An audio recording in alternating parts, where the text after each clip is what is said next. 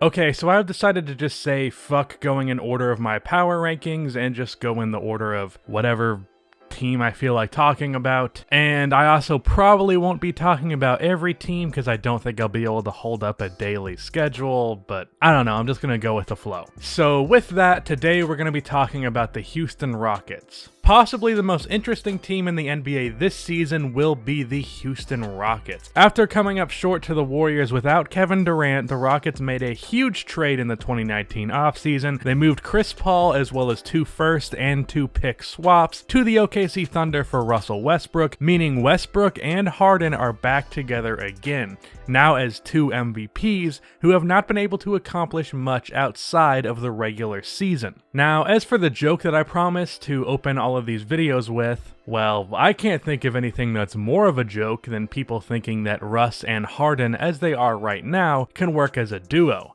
That is hilarious. But if both of these players made some adjustments to their games, Westbrook more so than Harden, this team could legitimately win a championship. Let's talk about how.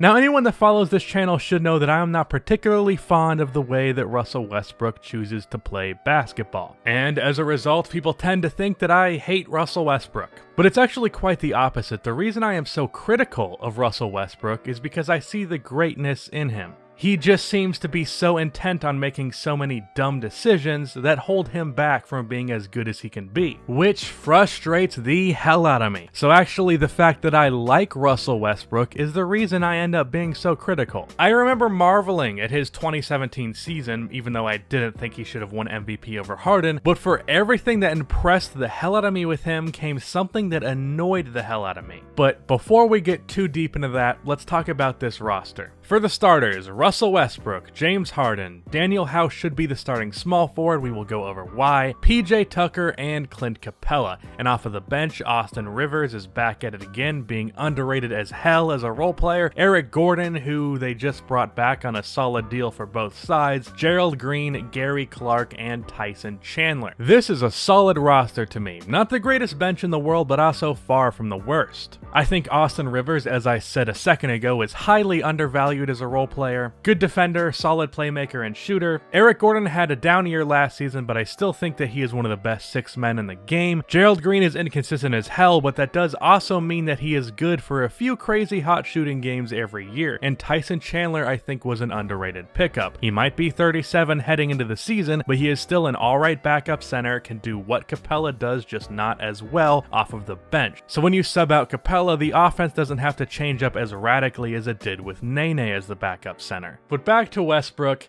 here are the changes that he needs to make to become a championship point guard. First of all, Westbrook needs to stop taking the 3-pointers that he does. He doesn't need to stop taking threes entirely. That's something that too many people believe. The problem with Westbrook's 3-point attempts is that he takes too many of them, and more importantly, too many of them are off of the dribble and or contested. Russell Westbrook actually has a league average catch and shoot 3-point percentage. He's not as bad of a 3-point shooter as his percentages would indicate. He just doesn't take them at nearly the rate that he should be, and instead he chooses to take a lot of threes that are off of the dribble from way too far for his capability or with a defender in his face. And the reason that he gets so few catch and shoots is 1, a refusal to take them, and 2, he is a horrible off-ball player, which sucks because he could be a damn good one with his size and athleticism. But if Russell Westbrook refined his off-ball game, committed himself to taking good shots only, cutting inside for Harden passes, getting catch and shoot threes, preferably in the corners, as well as with the ball in his hands, no pull-up threes unless he is completely open. Same goes for mid-range pull pull-ups, though I would give him a little bit more freedom there. Focus on attacking the basket, but don't force it, and obviously try to find the open man. And with that, Russell Westbrook should also focus more on defense. As of right now, Russell Westbrook is an okay defender, which people seem to disagree with because they see his athleticism and his size and just assume he is good, but Westbrook actually has a lot of problems with sleeping on defense, not being as engaged as he should be, gambling and passing lanes, or just straight up leaving guys open for a rebound. If Russell Westbrook came into this season as a good off-ball player with a new mentality on both sides of the court, he can be a champion. It is really that simple. Now, as for Harden, he too should adjust more to being off-ball. Even though I think Russ should employ a more off-ball role, he is simply more useful on the ball, so Harden should be able and willing to be used as a spot shooter at times, coming off of screens or just waiting for his defender to leave him some space. Harden is one of the best three-point shooters in the game, while Russ is just an average catch-and-shoot guy. So I feel like it's best to have Harden more off-ball than Westbrook. But at the end of the day, even if I'm wrong about these adjustments being the right thing for this team, but what is most important for this team and its success is that these two make some adjustments and this duo works. I am not worried about them when they're by themselves with the rest of this team. Harden is Harden, so he should be fine, and I don't think Russell Westbrook has ever had this much shooting in his career. For his career, I can't think of a time where he ever had more than one okay shooter and one great one in his starting lineup in OKC. This year, for the starters, he will have 3 good shooters because, make no mistake, PJ Tucker is a good shooter. He shot 38% from 3 in the last 2 seasons, did that on 5 attempts last year. That percentage goes up to 40% out of the corner, but if you would have asked me, I probably would have guessed it was 100% because I've never seen that man miss a corner 3. And then, obviously, James Harden can shoot, and Daniel House shot 41% from 3 last season on 4.5 attempts per game. This was in just 40 games, but I think his shooting on top of his defense and capable shot creation in some situations mean that he should be the starting small forward, because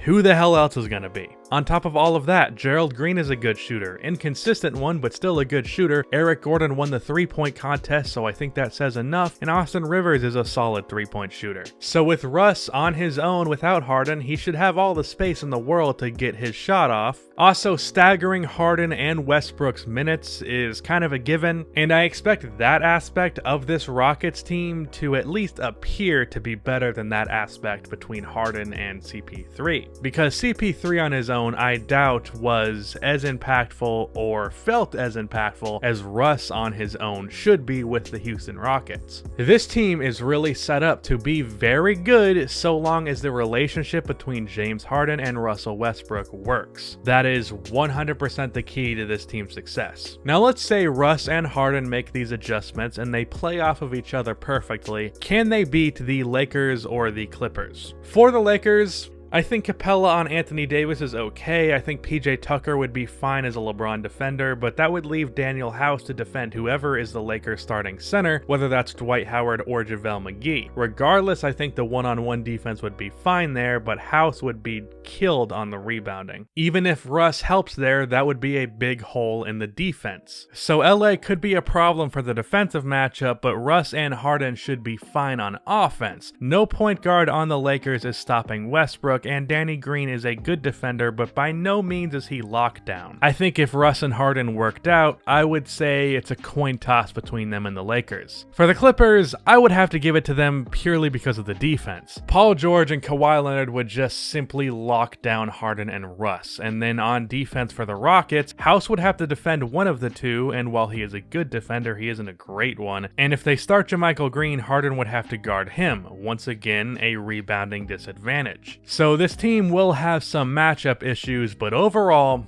as I have said, if Harden and Russell Westbrook can work as a duo, the Houston Rockets could potentially win a championship. That partnership is key to the Rockets winning the 2020 championship. But unfortunately, if I had to make a prediction, I do not expect Russell Westbrook to make these adjustments to his game. because based on his past, he just seems way too stubborn. I mean, the guy had Kevin Durant on his team for 8 years and he refused to make these kinds of adjustments. Now, you might say that Russ has never had a coach like D'Antoni, which is true, but D'Antoni couldn't manage Melo's ego or stubbornness, so I doubt he can manage Westbrook's. I understand that Mike D'Antoni is a good head coach, but managing players like Russell Westbrook has never really been his strong suit. I would love to see Harden and Westbrook work out, but I just don't think they will, at least nowhere near 100%. And that is why I have them ranked number 8 in my power rankings. That is the end of this video. Please be sure to like and subscribe for more NBA content like this, and cue the outro music.